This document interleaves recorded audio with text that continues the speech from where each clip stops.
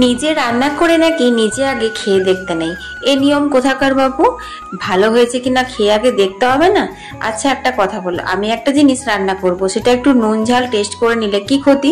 যাতে করে যখন আমি সেই রান্নাটা সবাইকে খেতে দেবো তখন যাতে তারা সবাই বলে হ্যাঁ দারুণ হয়েছে, একদম পারফেক্ট। তো সেই জন্য দেখো এখানে সাদা সর্ষে, কালো সর্ষের পোস্ত, নুন আর কাঁচা লঙ্কা, নারকেল দিয়ে একটা সুন্দর পেস্ট তৈরি করে নিলাম। এদিকে মালাই পনিরটা বুগলা কাটতে বসেছে। আজকে করব হচ্ছে পনির ভাপা।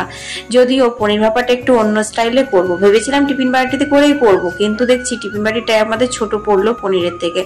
যাই হোক, পনিরগুলোর উপরে ওই যে মশলাটা তৈরি করলাম সেটা দিয়ে মাখিয়ে নিয়েছি। তারপর এখানে সর্ষের তেলে অল্প একটু কালো জিরে ফোড়ন দিলাম। তো এর মধ্যে এবারে দিয়ে দেবো হচ্ছে সেই মশলা মাখানো পনির বাটাটা। কিছুই না, নুন, কাঁচা সর্ষের তেল আর ওই সর্ষে, পোস্ত, নারকোল একসাথে বেটেছিলাম সেইটা পেস্টটা দিয়ে তারপর একটু নাড়াচাড়া করে নিলাম। গোটা কতক চেরা কাঁচা লঙ্কা ওপর থেকে দিয়ে চাপা ঢাকা দিয়ে মিনিট 5 কম আঁচে ফুটিয়ে নিলে রেডি হয়ে যাবে ভাপা পনির।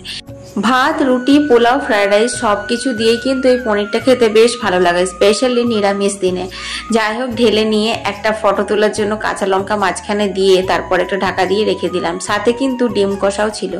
রান্না বান্না মোটামুটি কমপ্লিটের দিকে। হয়েছে ভাজাভুজি, পটল ভাজা, শাক ভাজা, আলু ভাজা, মিষ্টি কুমড়োর তরকারি, মানকচু বাটা হয়েছে, সাথে হয়েছে কিন্তু পনির ভাপা।